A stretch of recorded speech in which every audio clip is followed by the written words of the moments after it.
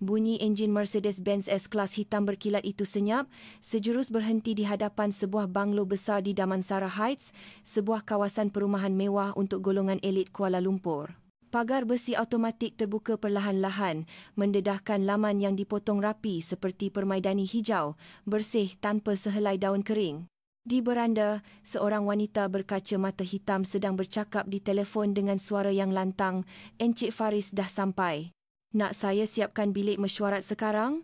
Badrul, yang berpakaian seragam pemandu berwarna biru gelap, mengesat peluh di dahinya. Ini adalah hari pertamanya bekerja di sini. Pakaiannya kemas, tetapi sudah lusuh warnanya. Kasut kulitnya digilap sehingga berkilat, tetapi ada koyak kecil di bahagian tumit. Dia membuka pintu kereta untuk seorang lelaki muda berkot mahal yang baru melangkah keluar dari tempat duduk belakang. "Terima kasih, era Badrul kan?" Suara Faris mendata dan dingin. "Ya, Encik Faris." "Tak perlu panggil Encik. Panggil Faris saja cukuplah. Tapi kalau lidah kampung kau tu susah nak sebut, tak apalah." "Aku faham." Kata-kata itu tajam seperti pisau menghiris hatinya, tetapi Badrul hanya tersenyum nipis. "Baik, Encik Faris. Saya akan ingat." Faris memandangnya dari atas ke bawah, lalu menggelengkan kepala perlahan. "Kerja dengan aku, kena tepati masa. Pemanduan mesti cekap, jangan terhega-hega. Aku tak suka orang lembab, faham?" "Saya faham, Tuan." "Deli menendaru. Walanya, deli menenda. Walanya dar, walanya dar, dalanya daru. Walanya dar, dalanya daru." "Kau pandai memandu ke? Pernah bawa kereta mewah macam ni?" Badrul menunduk. "Pernah, Tuan. Saya pernah menjadi pemandu untuk seorang pengarah syarikat antarabangsa untuk seketika." Faris ketawa sinis. "Syarikat antarabangsa? Haha. Orang macam kau yang takat darjah 6 ni pernah kerja dengan syarikat antarabangsa? Jangan nak beranganlah." "Maafkan saya kalau saya terlanjur kata, Tuan." Jawab Badrul perlahan sambil menundukkan kepala. Faris berpaling dan terus masuk ke dalam rumah tanpa berkata apa-apa, meninggalkan Badrul berdiri di sebelah kereta yang memantulkan cahaya matahari sehingga menyilaukan mata. Dia memandang imejnya pada kereta itu, tersenyum sedikit, lalu mula mencuci kereta tanpa sepatah rungutan. Malam itu, selepas selesai menggilap kereta, dia mencari sudut untuk berehat di sebuah pondok kecil di tepi garaj. Bunyi cengkerik bersahutan seolah-olah membuai rasa letihnya.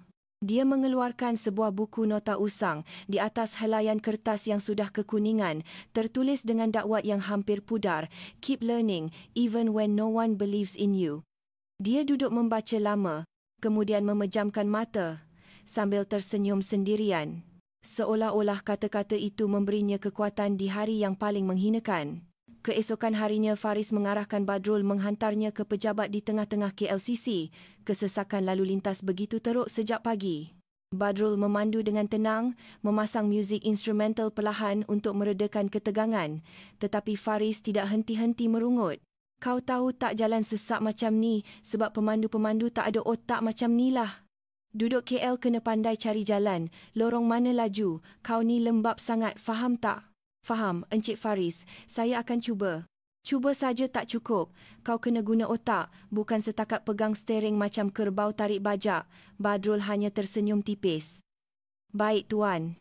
Dia tidak membalas atau memandang Faris. Setibanya di pejabat, Faris turun dari kereta dengan muka masam. "Lain kali jangan hantar aku betul-betul depan lobi. Nampak tak elok? Aku tak nak staf aku nampak pemandu aku pakai macam orang baru balik dari bendang." Badrul menunduk sekali lagi. "Baik, Tuan."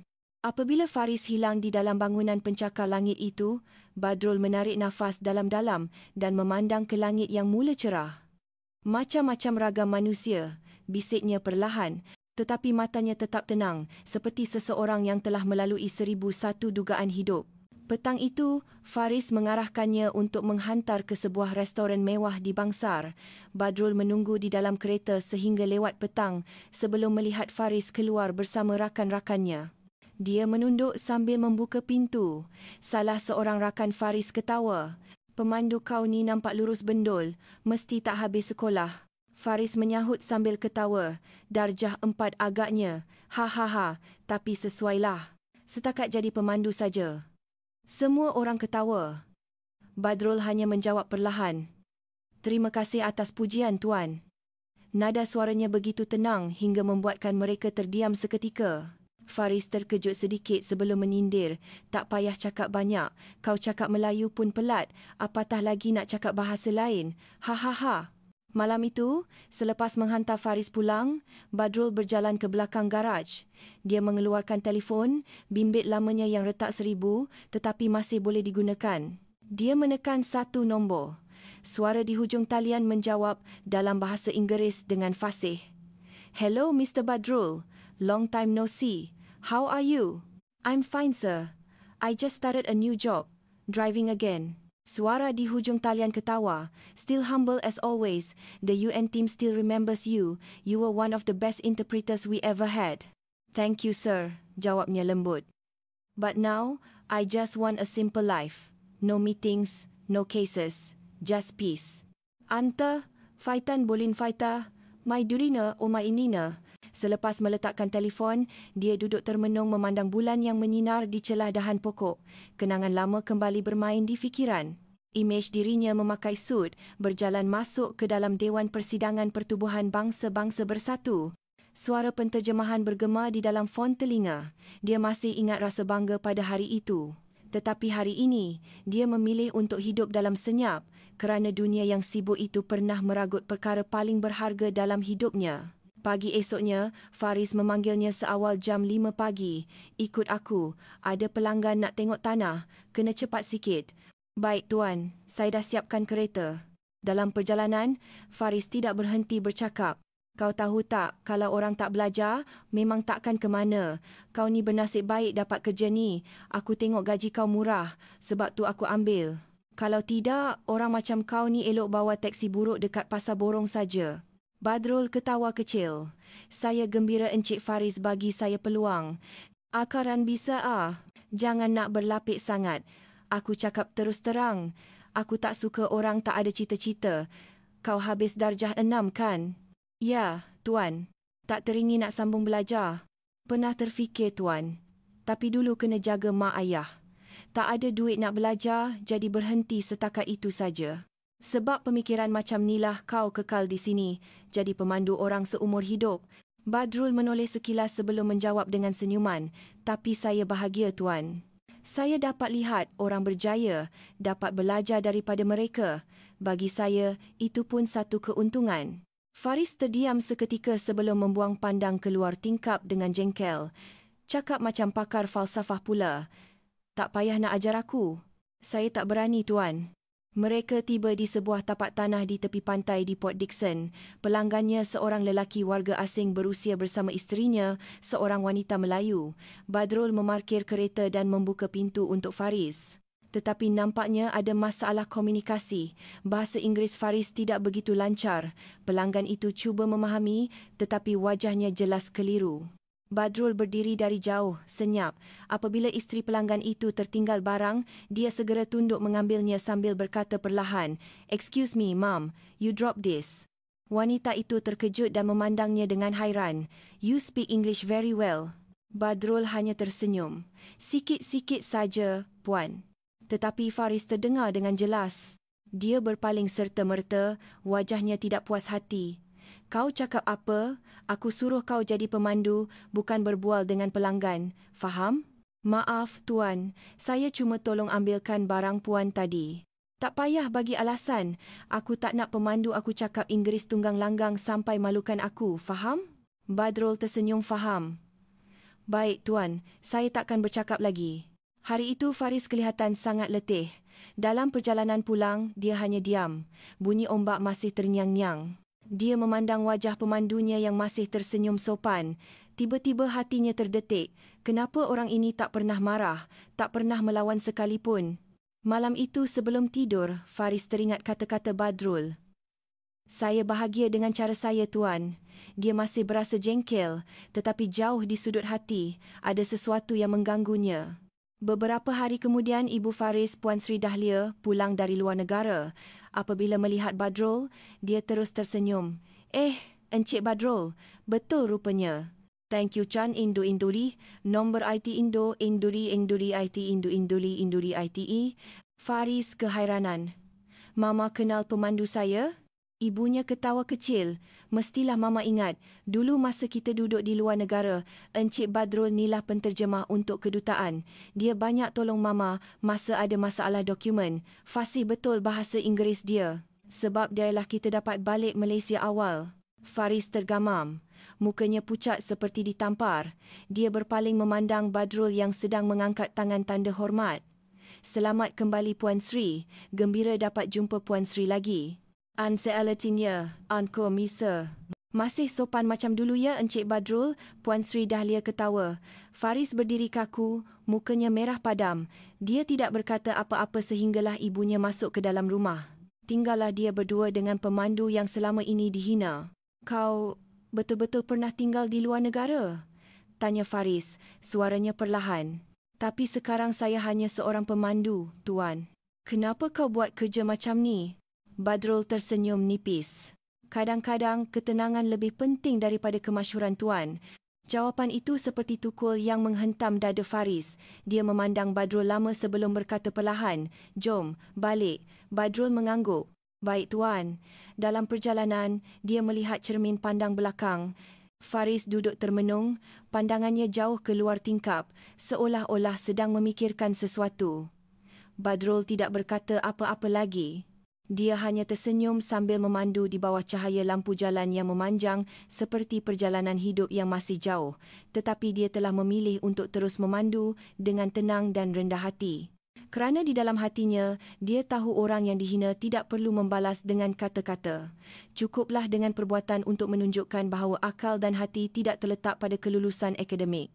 Pagi keesokannya, bunyi mesin vakum menenggelamkan kicauan burung di atas pokok kemboja. Aisyah, pembantu rumah berusia awal 30-an, sedang mengelap cermin di ruang lega. Di sebelahnya, Badrul sedang mencuci Mercedes hitam itu dengan tenang. Setiap gerakannya perlahan tetapi kemas. Matanya tenang, seolah-olah tiada apa yang perlu dikejar. "Rajin betul pakcik ni," tegur Roslan, tukang kebun muda di rumah itu. "Kereta tu dah berkilat nak mampus, masih nak digilap lagi. Nanti Encik Faris bawa, kotor juga." Badrul mengangkat muka dan tersenyum. "Bersih bukan untuk orang nampak saja Roslan, tapi untuk kita rasa bangga dengan kerja kita." Roslan ketawa terbahak-bahak. "Cakap macam ustaz pula. Pakcik ni patutnya bagi ceramah di masjid." Badrul tidak menjawab, hanya tersenyum dan menyambung kerjanya sehingga Roslan berlalu pergi. Aisyah yang tidak jauh dari situ mendengar segalanya. Dia mengerling ke arah Badrul, berfikir, sabar betul orang tua ni. Jack pun tak marah. Lewat pagi itu, Faris keluar dengan fail di tangan. Dia berkot kemas dan berjalan laju. Badrul membuka pintu kereta tetapi terus ditengking. "Lembab, kau tahu tak aku dah lambat nak pergi mesyuarat?" "Maaf, Tuan. Saya dah siapkan kereta dari pagi. Cuma Tuan keluar 15 minit lebih awal dari biasa hari ini." Kau menjawab. "Ya." Suara Faris meninggi sehingga pembantu rumah yang lain terkejut. "Tidak Tuan, saya cuma maklumkan masa supaya lain kali saya boleh siapkan lebih awal jika Tuan mahu." Faris mengecilkan matanya. "Pandai menjawab sekarang, tapi ingat Badrul, di sini aku bos, tugas kau ikut arahan, faham?" "Saya faham, Tuan." Kereta mewah itu meluncur laju meninggalkan suasana tegang. Aisyah menggeleng perlahan. "Garang betul Encik Faris," bisiknya. Dalam perjalanan, Faris tidak henti-henti merungut tentang kerja. Badrul hanya memandu dengan tenang. Apabila terperangkap dalam kesesakan, dia akan memberi isyarat awal, tidak memotong atau mencelah. Pemanduannya sangat berhemah. Faris yang melihatnya dari cermin sisi merasa jengkel. "Kau tak nak cakap apa-apa ke? Jalan sesak macam ni." "Saya rasa kalau saya bercakap pun takkan hilangkan kesesakan ini, Tuan." Faris menoleh tajam. "Bijak sangat." Badrul tersenyum.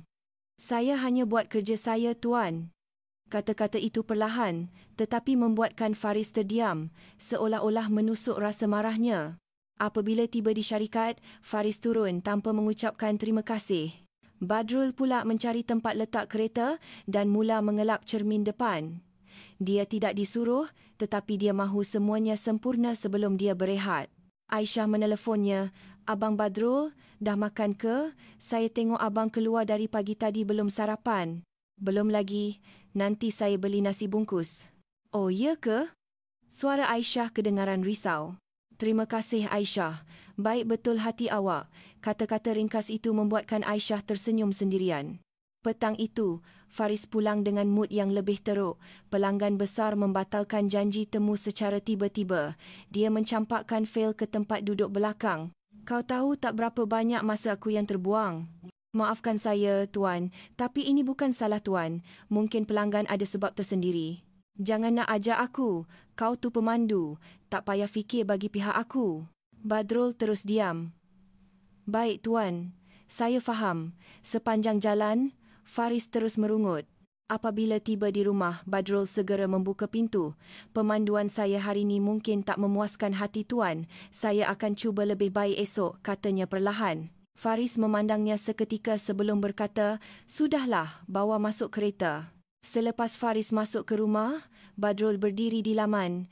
Angin malam meniup lembut. Dia menarik nafas dalam-dalam dan memandang langit sambil tersenyum. Bos marah sebab stres kerja. Kita cuma pemandu, buat apa nak terasa hati? Malam itu, Aisyah meletakkan sebungkus nasi goreng yang dimasaknya sendiri di depan pintu bilik Badrul bersama sekeping nota. Nampak abang kerja penat. Jangan lupa makan. Pagi esoknya, Badrul melihat bungkusan itu. Dia tersenyum mesra dan meletakkan semula bekas kosong dengan nota balasan. Terima kasih Aisyah. Sedap sangat nasi goreng ni. Keesokan harinya, Faris ada janji temu di kelab golf dengan ahli perniagaan terkenal. Dia memanggil Badrul seawal jam 5 pagi. Badrul bangun serta-merta, melipat selimut dengan kemas seperti biasa, mandi dan bersiap. Setengah jam lebih awal, dia sudah berada di kereta. Di padang golf, Faris dan rakan-rakannya bergelak ketawa. Badrul hanya berdiri di tepi, memegang payung dan tuala. Dia tidak bersuara, tidak mengganggu. Faris perasan beberapa kali. Kau tak bosan ke berdiri saja macam tu? Badrul tersenyum. Tak, Tuan. Saya dapat buat kerja saya. Saya dah puas hati. Kerja? Cakap macam alim ulama. Inam Pak Wanalai tua, ataka fa'ita ukuru-kuruan ni. Saya bukan ulama, Tuan. Tapi saya percaya, kalau kita buat kerja kita dengan terbaik, orang lain akan nampak sendiri hasilnya. Kata-kata itu membuatkan Faris terdiam seketika. Pada tengah hari, matahari terik. Faris menyuruh Badrul membeli air sejuk untuk rakan-rakannya. Dia berlari tanpa merungut walaupun bajunya lencun dengan peluh. Apabila kembali, dia masih tersenyum. Ini airnya, Tuan. Faris mengambil tanpa berterima kasih.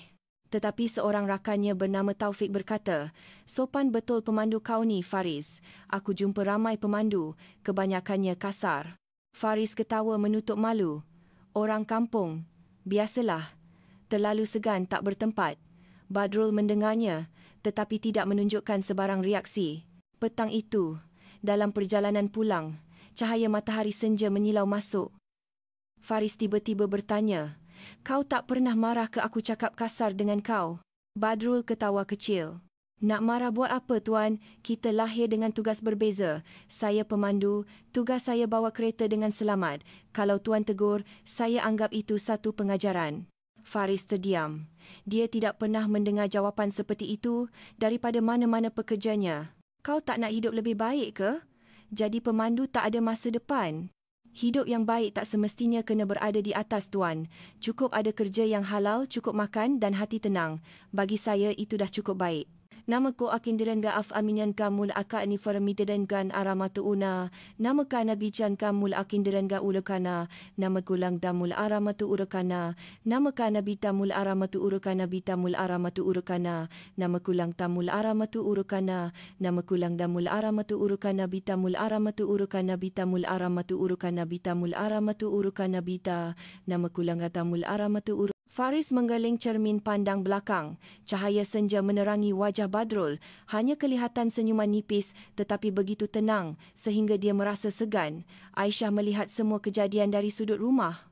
Dia melihat Badrul menyimpan kereta, menyusun kasut Encik Faris dengan kemas tanpa disuruh. Senyumannya membuatkan hati Aisyah terasa hangat. Malam itu, sambil memandang bintang, dia berbisik, "Kalau semua orang dalam rumah ni sabar macam Abang Badrul, takkan ada yang bergaduh." Ilahina bilang, Jasi Ilahina bilang, Jasi Ilahina bilang. Dia tidak tahu bahawa kata-katanya akan menjadi kenyataan tidak lama lagi. kerana kesabaran seorang lelaki biasa seperti Badrul akan menjadi cermin yang memantulkan hati seorang kaya yang merasakan dirinya lebih hebat daripada semua orang. Bunyi muzik instrumental berkumandang perlahan di dewan sebuah hotel 5 bintang. Faris segak berkot, berdiri di tengah-tengah majlis, dikelilingi ahli perniagaan dan pelanggan antarabangsa. Dia tersenyum yakin, sebelah tangan memegang gelas wain. Di satu sudut dewan, Badrul berdiri tegak. Dia memakai kemeja putih ringkas, seluar hitam dan vest yang sedikit usang. Tangannya memegang dulang berisi gelas dengan kemas. Wajahnya tenang, tiada langsung riak kepenatan walaupun telah bekerja sejak pagi hingga hampir jam 10 malam. Dia melihat Faris sedang berbual dengan sekumpulan tetamu asing. Suaranya penuh keyakinan dan ego. "Encik Faris, nampaknya pelanggan tu suka wain dari Perancis," bisik pengurus hotel. Faris mengangguk lalu melaung. "Badrul, bawa botol wain tu ke sini, cepat sikit." "Baik, tuan," sahut Badrul. Dia berjalan dengan langkah kemas, menuang wain untuk setiap tetamu dengan cermat, tidak setitik pun tertumpah. Seorang pelanggan asing memandangnya dan mengucapkan terima kasih dalam bahasa Inggeris, "Thank you." Badrul hanya tersenyum nipis dan menjawab perlahan, "You're welcome, sir." Suaranya begitu perlahan sehingga Faris tidak mendengarnya. Jika dia dengar, pasti dia tidak akan percaya lelaki yang dihina sebagai lepasan darjah 4 boleh berbahasa Inggeris dengan begitu fasih. Majlis berjalan lancar sehinggalah ke penghujungnya. Faris mula sedikit mabuk. "Tuan-tuan dan puan-puan, terima kasih kerana sudi hadir malam ini," katanya dengan lantang. Tepukan gemuruh diberikan. Tiba-tiba Faris menuding ke arah Badrul. "Oh, dan ini pemandu saya, Badrul." Semua mata tertumpu padanya. Badrul hanya menunduk sedikit. "Dia ni lepasan darjah 4 saja. Bahasa Inggeris sepatah haram pun tak faham," kata Faris sambil ketawa kecil. Beberapa tetamu turut ketawa, ada yang sekadar menjaga hati. Badrul tetap tenang. Dia hanya menghulurkan gelas wain kepada tetamu asing di hujung meja sambil berkata dengan suara yang jelas dan lancar, "Please enjoy your meal, sir." Serta-merta, suasana dewan menjadi senyap. Muzik latar seakan-akan perlahan. Semua orang memandang Badrul. Faris tergamam. Gelas wain di tangannya tergantung di udara. Matanya terbeliak tidak percaya. Tetamu asing itu tersenyum lebar. "Oh, you speak English very well, my friend," katanya sambil menepuk bahu Badrul. "Good job on your service." Badrul tersenyum nipis dan menunduk hormat. "It is my pleasure, sir." Faris kaku. Mukanya merah padam menahan malu dan marah. Dia cuba menutupnya dengan ketawa. "Oh, dia mungkin hafal saja tu, bukan faham pun." Tetapi tetamu itu menyangkal. "No, I think he understands. His pronunciation is quite good." Ketawa Faris terus mati, seolah-olah ditampar tanpa tangan. Dia memandang Badrul tidak percaya. Pemandu kampung yang dihina selama ini boleh berbahasa Inggeris lebih fasih daripadanya. "Badrul, sejak bila kau pandai cakap Inggeris?" tanya Faris dengan suara tertahan selepas majlis tamat. "Sikit-sikit saja, tuan," jawab Badrul. "Sikit-sikit? Habis yang tadi tu apa?" "Itu cuma ayat-ayat asas, tuan. Saya pernah kerja di Singapura sekejap dulu, dalam syarikat logistik, belajar dari penyelia saya. Dia baik hati ajar saya percuma." Faris terdiam seketika sebelum berkata sinis, "Jangan ingat boleh cakap 2-3 perkataan dah boleh berlagak pandai. Kau tetap pemandu aku, ingat tu." "Baik, tuan. Saya tak pernah lupa tugas saya." Jawapan itu membuatkan Faris bertambah geram kerana ketenangan Badrul membuatkan dia terasa kerdil. Aisyah yang menyaksikan segalanya dari sudut dewan, hatinya berdebar. Dia melihat segalanya. Dia mula merasakan lelaki yang ditertawakan malam itu sebenarnya adalah orang yang paling tinggi darjatnya di dalam dewan. Selepas malam itu, suasana di rumah sedikit berubah. Faris jarang bercakap dengan Badrul, tetapi Badrul tetap sama, sopan, rajin dan tidak pernah berubah. Suatu malam, Aisyah ternampak Badrul duduk di dalam kereta, membaca sebuah buku dengan lampu kecil. "Abang Badrul baca apa tu?" tanyanya. Badrul mengangkat muka dan tersenyum. "Buku Inggeris.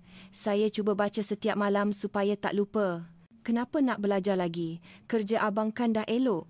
"Sebab saya percaya ilmu takkan pernah habis, Aisyah. Kita boleh jadi miskin, tapi kalau kita tak berhenti belajar, kita masih ada jalan untuk ke depan." Aisyah terdiam.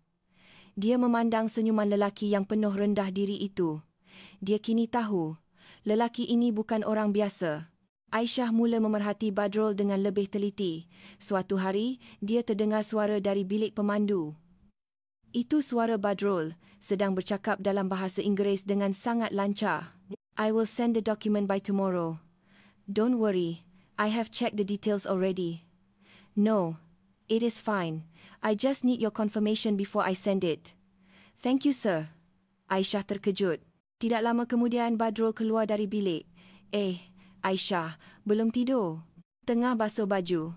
Abang Badrul, cakap telefon dengan siapa tadi? Macam cakap Inggeris. Badrul terdiam seketika, tetapi senyumannya tetap ada. Oh, kawan lama. Dia di Singapura. Dulu dia penyelia saya. Aisyah semakin curiga. Lelaki ini menyembunyikan sesuatu. Beberapa hari kemudian, terdorong oleh rasa ingin tahu, Aisyah masuk ke bilik Badrul ketika dia tiada. Bilik itu kemas.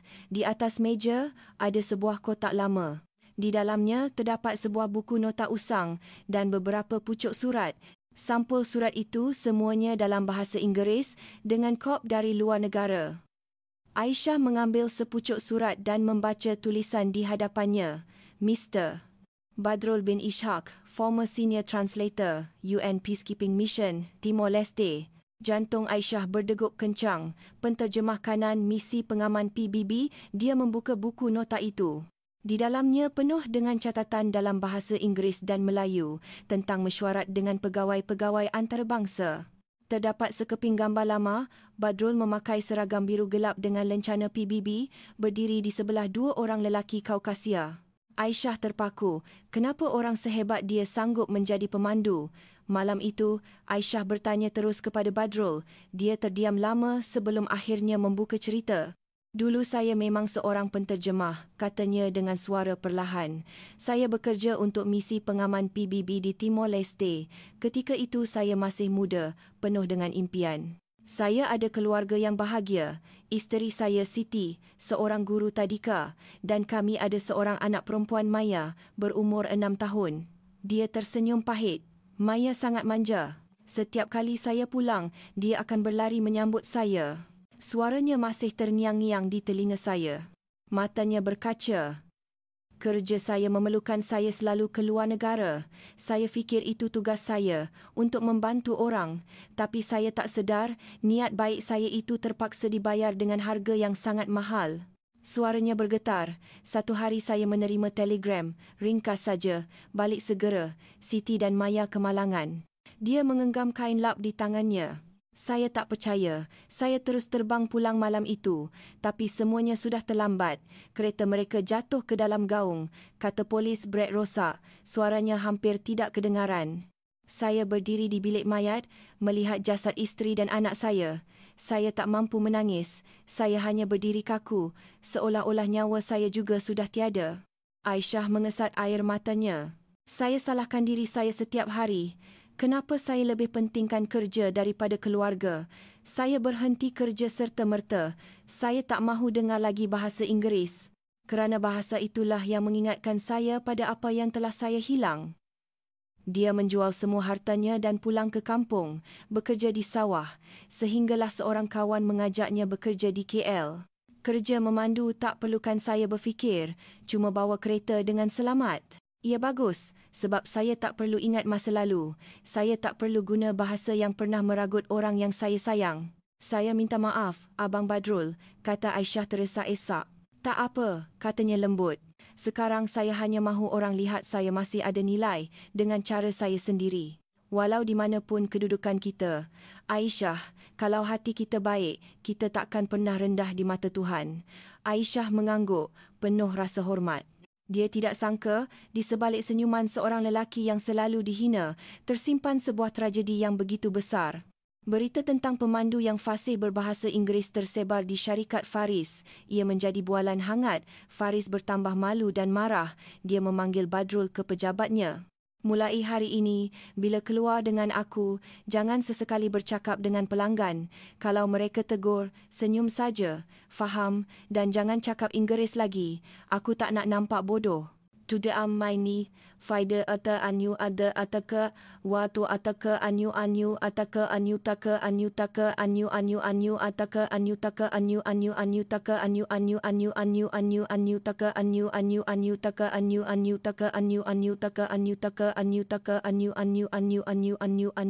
taka. Baik tuan, jawab Badrul tenang. Faris mula menyindirnya di hadapan orang lain, cuba merendah-rendahkannya. Tetapi semakin dia berbuat begitu, semakin ramai staf di syarikat mula bersimpati dengan Badrul dan memandang sinis pada Faris. Kenapa Encik Faris tu macam tu ya? Macam dengki dengan orang bawah. Dia takut pelanggan puji pemandu lebih dari bos agaknya. Beberapa minggu kemudian, satu insiden besar berlaku. Sekumpulan pelabur dari Amerika datang untuk memuktamadkan satu perjanjian penting. Di dalam bilik mesyuarat, berlaku salah faham mengenai angka dalam kontrak.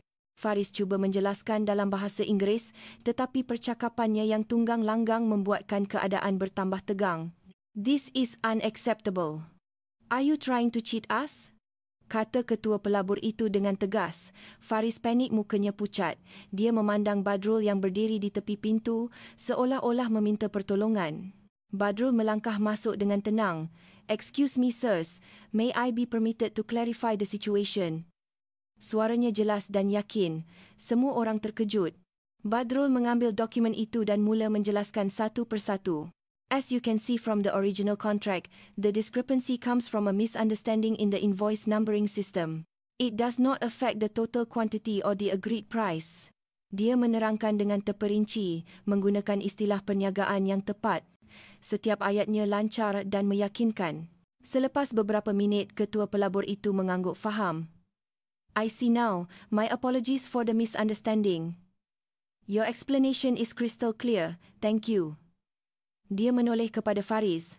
"Mr. Faris, you are very lucky to have him. He is extremely competent." Faris hanya mampu terkedu, berdiri kaku. Pemandu yang dihina sebagai tidak berpelajaran baru sahaja menyelamatkan perjanjian bernilai jutaan ringgit. Selepas mesyuarat, Faris duduk termenung di pejabatnya. Dia memanggil Badrul. Kenapa kau tak pernah beritahu aku tentang latar belakang kau?" Badrul tersenyum. "Tuan, saya percaya nilai seseorang bukan pada sijil ijazah atau jawatan lama, tapi pada perbuatannya. Saya hanya seorang pemandu. Tugas saya adalah melakukan kerja saya dengan sebaiknya dan membantu apabila diperlukan. Itu saja." Kata-kata itu menusuk kalbu Faris. Air matanya mula bergenang. Aku dah banyak menghina kau. Aku minta maaf, Badrul." "Saya tak pernah ambil hati, Tuan. Saya faham manusia mudah menghukum, tapi saya percaya kebenaran dan kebaikan akan terserlah apabila tiba masanya." Sejak hari itu, Faris berubah sepenuhnya. Dia mula menghormati Badrul, malah sering meminta nasihatnya. Dia mula melayan pekerjanya dengan lebih baik, menjadi lebih rendah diri dan sabar. Dia belajar bahawa kebijaksanaan tidak datang dari buku, tetapi dari pengalaman hidup. Beberapa bulan kemudian, satu persidangan antarabangsa diadakan. Penterjemah rasmi jatuh sakit pada saat-saat akhir. Tanpa teragak-agak, Faris mencadangkan Badrul. Di hadapan menteri-menteri dan delegasi asing, Badrul menjalankan tugasnya dengan cemerlang. Dia bukan sahaja menterjemah, malah memberi penjelasan yang bernas. Pada majlis itu, seorang pegawai tinggi PBB dari luar negara mengenalinya. "Badrul Ishak, it is you. You were one of the best we had in the UN mission. Lina hai forsa madinalai awarakululai. Indinai forsa madinalai, kena asa putura lahai forsa madinai." Seluruh dewan bertepuk tangan. Faris memandang Badrul dengan penuh rasa bangga dan terharu. Pagi esoknya, Faris menawarkan Badrul jawatan sebagai pembantu khasnya dengan gaji yang lumayan dan peluang untuk menguruskan projek di luar negara. Badrul tersenyum. "Terima kasih, Tuan, tapi saya lebih gembira di sini sebagai pemandu Tuan." Faris terkejut. "Kenapa?" "Kerana di sinilah saya belajar semula erti ketenangan. Di sinilah saya dapat berbakti dengan cara yang senyap. Kemasyhuran bukan lagi untuk saya, Tuan." Faris terdiam. Buat pertama kalinya, dia menundukkan kepala kepada pemandunya. Kau adalah guru saya, Badrul. Terima kasih kerana mengajar saya tentang kehidupan." Badrul hanya mengangguk perlahan, senyumannya tetap tenang. Dia masuk ke dalam kereta dan terus memandu. Jalan di hadapannya masih panjang, tetapi hatinya penuh dengan ketenangan dan maruah yang tidak akan pernah pudar. Dia mungkin hanya seorang pemandu di mata dunia, tetapi di hati mereka yang mengenalinya, dia adalah seorang guru yang mengajarkan erti kemanusiaan yang sebenar.